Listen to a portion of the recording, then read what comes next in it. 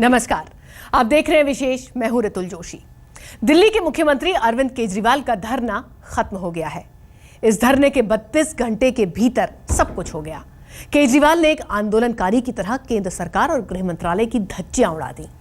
एक मुख्यमंत्री के रूप में धरना स्थल से ही फाइलें भी निपटाते रहे और एक बागी के तौर पर व्यवस्था से ही बगावत करते रहे, जिसके तहत उन्हें सरकार चलानी है, और एक चतुर राजनेता की तरह एक झटके में धरने को खत्म भी कर दिया।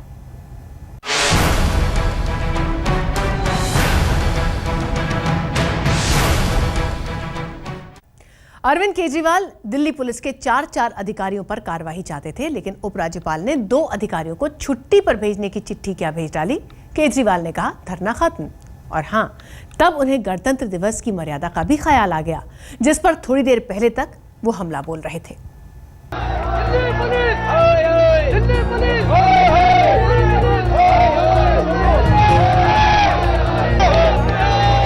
सरकार भी, विरोधी भी, बागी भी, आंदोलनकारी भी। एक अरविंद केजरीवाल के कई चेहरे दिल्ली ने 32 घंटे के भीतर देख लिया। इन बदलते चेहरों की शुरुआत हुई सोमवार की दोपहर 12 बजे, जब केजरीवाल दिल्ली के 4 पुलिस अधिकारियों के खिलाफ कार्रवाई की मांग को लेकर गृह मंत्री सुशील कुमार शिंदे के दफ्तर के आगे धरना देने चले, लेकिन पुलिस ने उन्हें रेल भवन के पास ही रोक दिया। तब केजरीवाल वहीं धरने पर बैठ गए। गणतंत्र दिवस बस 6 दिन की दूरी पर खड़ा था, लिहाजा दिल्ली पुलिस से लेकर केंद्र सरकार की पेशानी पर बल पड़ने लगे कि अगर केजरीवाल का आंदोलन चलता रहा तो क्या होगा। लेकिन सरकार भी अपनी बात पर अड़ी रही कि जब तक जांच पूरी नहीं होती तब तक किसी के खिलाफ कार्रवाई नहीं होगी।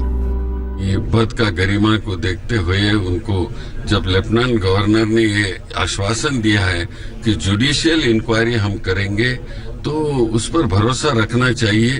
वो मुख्यमंत्री है एक दिल्ली के, तो बड़े ऑफिसर, बड़े हुद्दे पर है वो, तो ये सहयोग करना बहुत जरूरी होता है।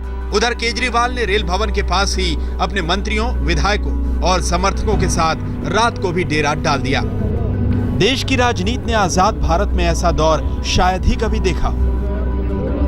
दिल्ली ने अपनी ही सरकार का ऐसा रूप इससे पहले कभी नहीं देखा था। सोमवार को दिन भर के सियासी ड्रामे के बाद खुले आसमान के नीचे केजरीवाल ने बिस्तर सजा लिया। दिन भर के थके हारे केजरीवाल सोमवार की रात 11 बजे तक सो चुके थे, लेकिन उनके सैकड़ों समर्थकों का जोश और जवान हो रहा था। दिल्ली की सर्दी में पारा लुढ़कता गया, लेकिन आपका जोश उसी रफ्तार पर चढ़ता गया। अब रात का 3 बज चुका है। हम इस वक्त रेल भवन के बाहर हैं, जहां धरना चल रहा है।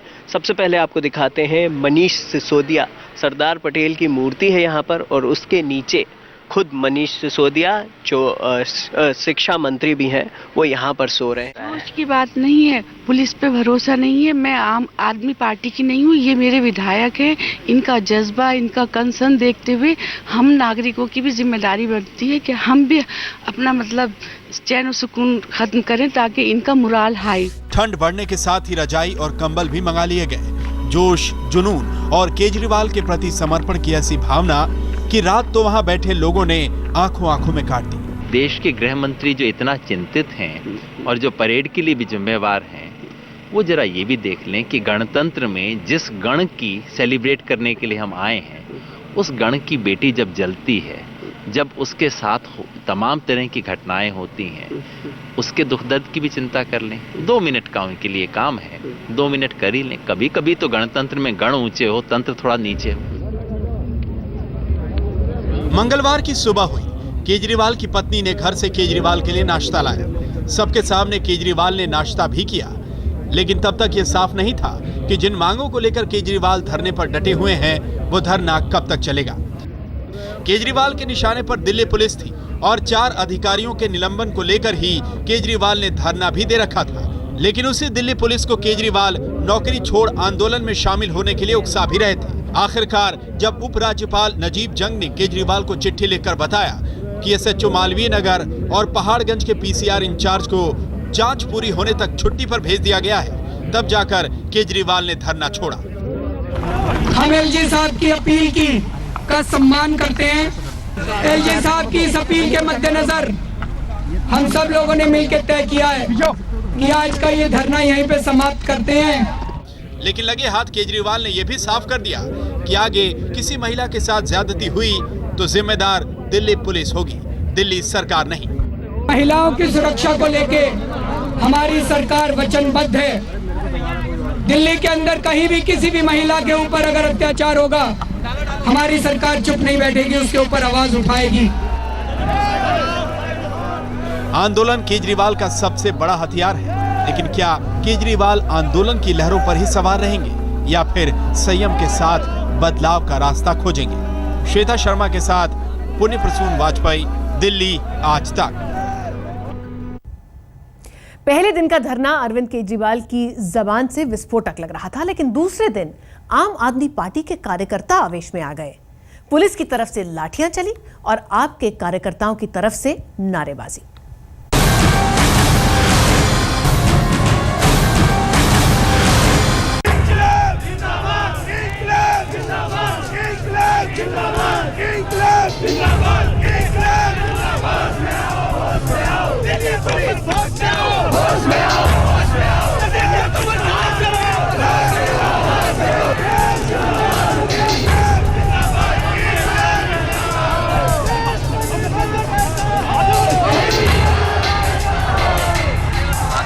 सर्दियों की जली बुझी आग जब आक्रोश के चिंगारी बनकर सुलग उठी तो ठंड में ठिठुरते दिल्ली लोकतंत्र की नई हुंकार भरती नजर आने लगी।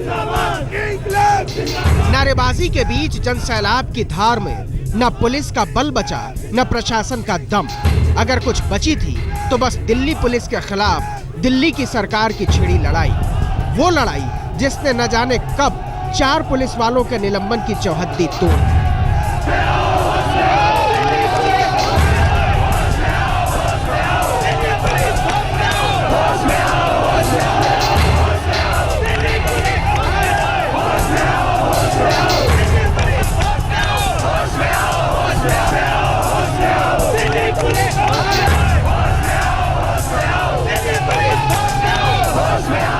चाहता हूं कि जब हमारे देश के बुजुर्गों ने मुल्क को आजाद कराने के लिए अपनी गर्दनें कटवा दी, तो हम बारिश से क्या डरेंगे?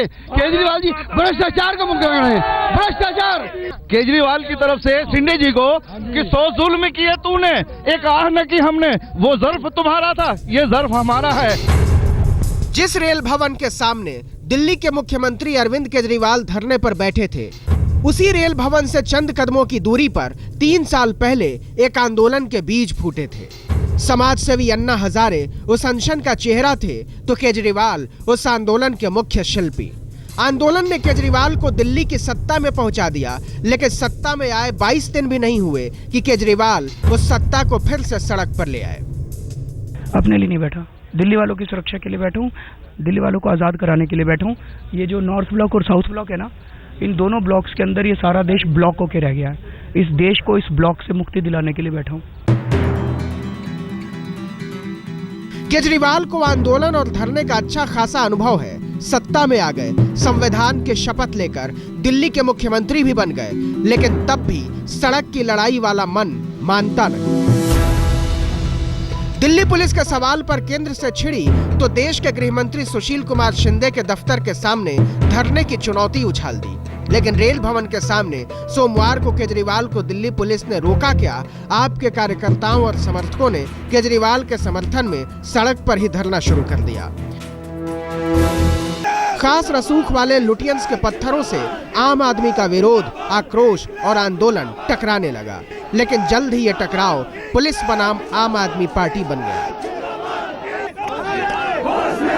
पुलिस की लाठियां भी बरसी, पुलिस की मजबूरी भी दिखी। बैरिकेडिंग तोड़ने से 4 कदम आगे जब धरना हंगामे में बदलने लगा तो हर कोई अपना अपना किला बचाने लगा। दिल्ली पुलिस भी, दिल्ली सरकार भी। पुलिस वालों ने दारू पी रखी है, कितने पुलिस वाले मुझे मिले, ऑन ड्यूटी लोग सिगरेट पी रहे हैं। मैं मीडिया वालों से अपील करूंगी, जो भी ऐसे मिल रहा है बीड़ी सिगरेट पीते हुए, आप लोग हाथ जोड़ के रिक्वेस्ट, उन्हें क्यों नहीं कवर करते आप? ऐसा कानून और व्यवस्था की स्थिति जो है अभी हमारे हिसाब से बिल्कुल दुरुस्त है। उसमें जो कुछ उल्लंघन हो रहा है उसके बारे में हमें पूरी जानकारी है।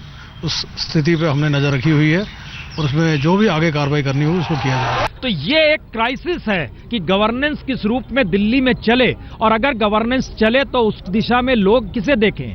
कार्यकर्ताओं में इस बात को लेकर आक्रोश है कि दिल्ली पुलिस एग्रेसिव हो गई है, लाठीचार्ज उसने किया क्योंकि स्थिति बिगड़ जाए। दूसरी तरफ दिल्ली पुलिस का कहना है कि अगर अराजकता का माहौल है, लगातार बैरिकेड तोड़ने की स्थिति आती है तो हमें तो संभालना होगा। दरअसल अरविंद केजरीवाल ने सोमवार को ही केंद्र के खिलाफ मोर्चा खोल दिया था। जब शिंदे के दफ्तर तक दिल्ली के मुख्यमंत्री पहुंच नहीं पाए, तब रेल भवन के पास इस सड़क पर डेरा डाल दिया।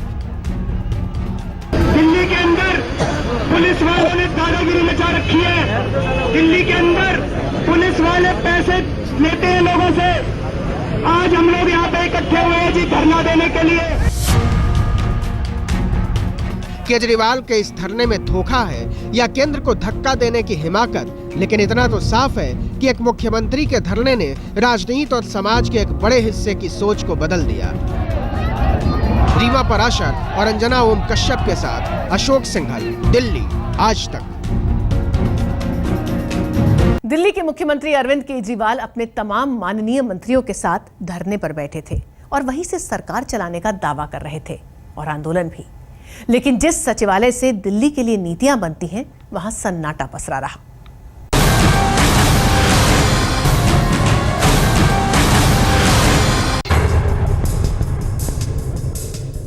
दिल्ली के मुख्यमंत्री अरविंद केजरीवाल केंद्र सरकार के खिलाफ सोमवार को धरने पर बैठ गए। मुख्यमंत्री जी के साथ उनके मंत्री भी धरना स्थल पर ही हुंकार भरने लगे। लेकिन जिस सचिवालय से दिल्ली की सरकार चलती है, वहां सन्नाटा पसरा हुआ है। दिल्ली सचिवालय, जी हाँ, दिल्ली सरकार का मुख्यालय, वही सचिवालय जहां से केजरीवाल और उनकी सरकार चलनी चाहिए। मगर अभी चूंकि सरकार ही धरने पर है तो यहाँ सन्नाटा पसरा हुआ है। मुख्यमंत्री दफ्तर में बिल्कुल लोगों को जहाँ पर एक तरीके से जनता दरबार लगा होता था, जहाँ पर लोगों का आना जाना, जो शिकायत करता थे यहीं पे जमा होते थे, यहाँ पर कोई नहीं है। कांग्रेस के 8 विधायकों के बल पर केजरीवाल की दिल्ली में सरकार चल रही है और केजरीवाल जिस केंद्र सरकार के खिलाफ धरने पर बैठे, उसकी अगुवाई कांग्रेस ही कर रही है। अब विरोध प्रदर्शन और जज्बाती नारों के बीच ये सवाल अपनी जगह तलाश रहे हैं कि कैसे चलेगा सरकार का कामकाज। अधिकारी फाइल लेकर धरना स्थल पर मंत्रियों का इंतजार करते रहे। बीच सड़क पर मंत्री जी फाइलों पर सही लगाते रहे। लेकिन केजरीवाल और उनके मंत्रियों का यह तरीका विरोधी तो विरोधी, आपके कुछ नेताओं को भी पसंद नहीं। Kejriwal's intentions are noble, good, largely in terms of ridding corruption in police. But I think the way he is going about it, in my personal opinion, I think is not the right way.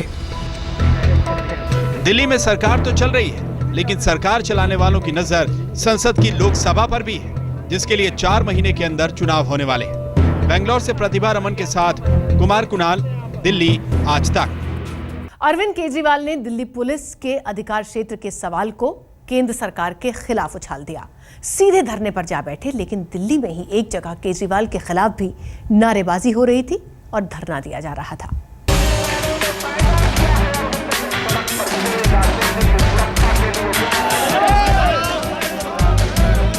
Delhi के मुख्यमंत्री अरविंद केजरीवाल के विरोधी लगातार यही कहते रहे कि धरना मना है, लेकिन केजरीवाल ने साफ कर दिया कि जब केंद्र नहीं सुनता तो धरना जरूरी है, बस डरना मना है। हम ये मांग कर रहे हैं कि दिल्ली के अंदर अगर कहीं भी किसी महिला के साथ कुछ हो तो वहाँ की किसी ना किसी पुलिस ऑफिसर पे तो गाज गिरनी चाहिए, जवाबदेही तो तय होनी चाहिए। इट इज नॉट कि नो वन इज रिस्पॉन्सिबल।